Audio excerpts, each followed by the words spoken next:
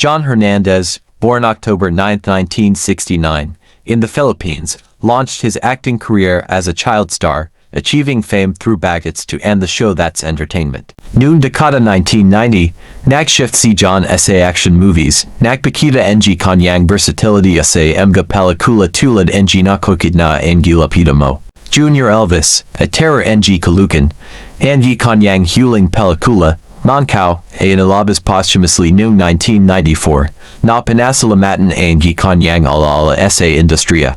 After retiring in 1993, John Hernandez returned home from a trip.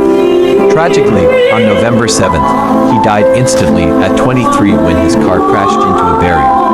He was buried at Loyola Memorial Park alongside other celebrities. Reda naman oh, huwag na nga natin pag-usapan yan. Higa, bantayan na lang natin mga baka. Ba't mo alam? Obvious naman eh. Pero ba't di mo hintay na ligawan kita? Uso pa ba yun? Bakit? Di na ba uso yun? Gahan ha? Kaya mo, next month, 10 piso na ide-deposito ko. Ano muna? Oh, my man, is that clean or is that clean? Huh? You shut up! Oh, I'd shut up. When people tell me shut up, I'd shut up. You like my mom tell me shut up? Shut up! I said! Ito, Boboy. Mga parak ka, hirap na hirap pumasok dito. Totoo yun. Basta may bagong muka, 1 kilometro pa lang ang layo.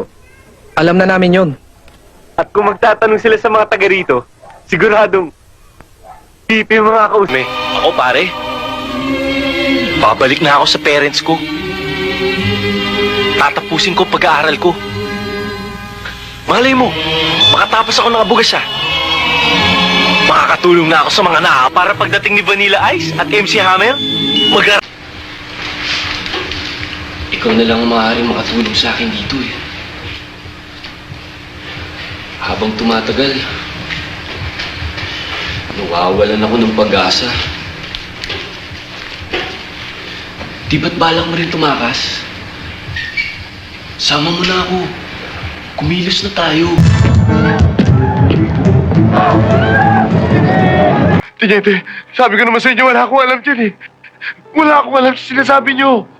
Tiyente, wag ibiro na kita, Tiyente. Roy, ano na naman ba yan? Nagdala ka na naman ng mukhang pipitsugi. Tatamnan mo ng bala. Yan. Good morning, Cherry. Baka pwedeng pasibating mo muna tong mga to. At bakit? Eh, gusto ko sana makausap ng utol ko eh. Importante.